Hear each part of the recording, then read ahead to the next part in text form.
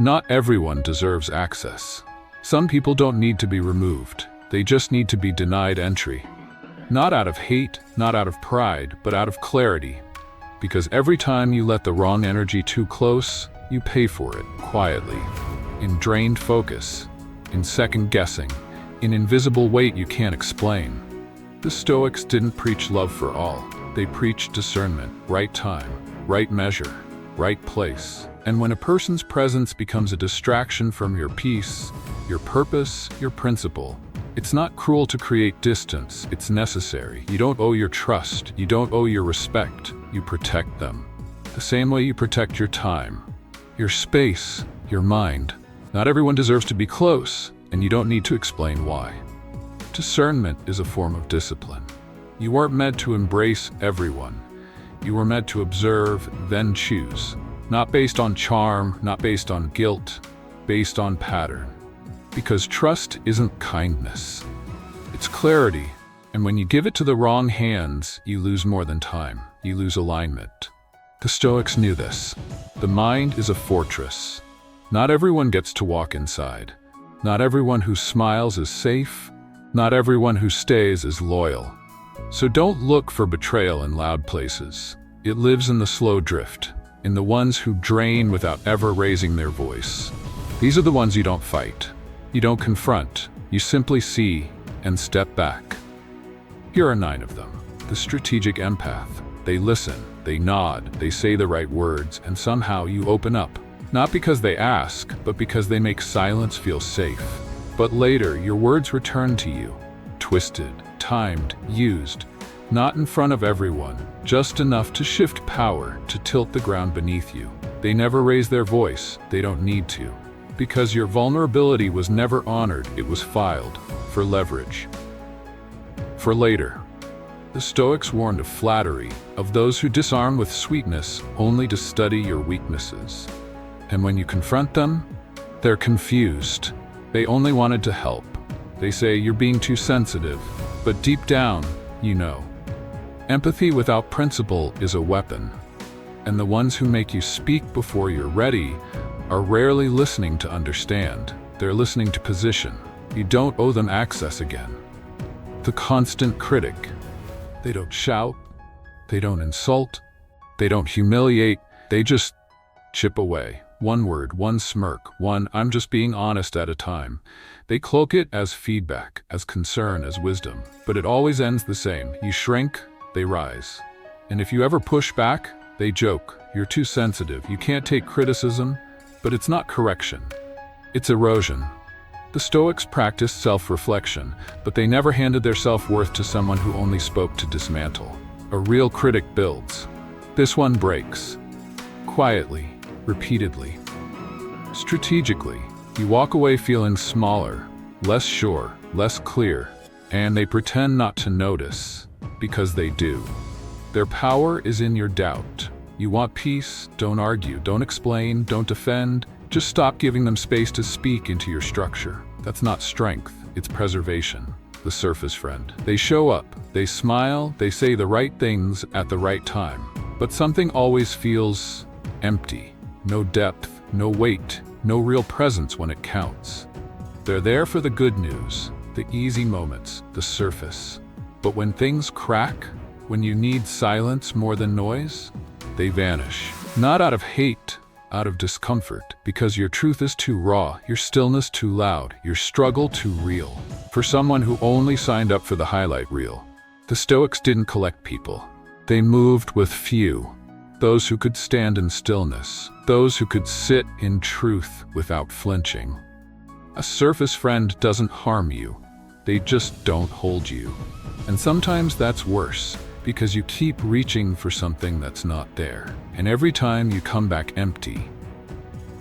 Trust isn't about who's around when it's fun, it's about who stays when the lights go out.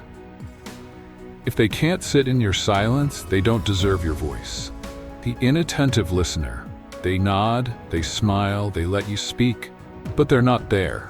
Eyes drift, focus flickers, responses miss the point. You leave the conversation feeling unsatisfied, not because they argued, but because they weren't really with you. And that's the quiet betrayal. when your words fall into a space that doesn't hold them. The Stoics valued attention like a discipline. To listen fully was to respect the moment and the person inside it. But these people, they treat presence like an option. They're not cruel, they're just absent. And over time, you start speaking less. You start filtering, you start pulling back because deep down you know they're not catching what you're dropping. Don't mistake politeness for connection. Just because someone lets you speak doesn't mean they're listening. Your mind deserves better. And your thoughts deserve to land in a space that remembers, the empathy void. They never yell, they never mock, they never shame you out loud. But somehow, you always feel alone around them. They don't see your pain, they don't feel your shifts, they don't ask the questions that matter. You bleed in front of them, and they hand you a joke or a shrug or silence that doesn't heal, just disconnects. The Stoics weren't emotional walls. They practiced restraint, but not void. They didn't run from emotion, they just didn't let it control them. But the empathy void, they're not calm, they're empty. No resonance, no reflection, no reach into what's real. And when you finally say, "Did you even notice?" they look confused, because they didn't, and they won't. Not because they hate you, but because they lack the depth to hold anyone. Don't keep speaking into hollow space just to feel heard. You're not asking for too much. You're just asking the wrong person, the constant irritator. They don't cross big lines, just the little ones, over and over and over again. They're just joking. They're only being real. They're not that serious. But you always walk away a little more drained, a little more tense, a little more on edge. They interrupt, they dismiss, they make light of what matters to you, then laugh like it's harmless. It's not. It's erosion, micro-disrespect, tiny dismissals that stack until your peace feels like work around them. The Stoics taught restraint, yes, but they also taught awareness. And just because someone doesn't shout doesn't mean they're not causing damage. You don't need drama to feel disrespected. Sometimes it's in the eye roll, the sigh, the smirk, the way they always need the last word. And when you finally set the boundary, they say you're the problem. You're too sensitive. You can't take a joke. But deep down, they know exactly what they're doing. Stop normalizing their noise. Your nervous system isn't meant to be tested every time they speak. And your calm isn't something they get to chip away at for fun. The eternal victim. Nothing is ever their fault. No mistake, no fallout, no pattern. It's always someone else. Always the timing. Always the world against them. And at first, you empathize. You show up. You try to help. But the more you give, the heavier it gets. Because nothing changes. They don't want solutions. They want attention, validation, a permanent audience for their never-ending tragedy. The Stoics didn't indulge in pity. They believed in responsibility, not shame, but ownership. The eternal victim avoids that. They weaponize helplessness. So you feel guilty for stepping back, for breathing, for having boundaries. And every time you try to hold them accountable, they fold into pain. They cry louder. They remind you how everyone else let them down. But here's the truth.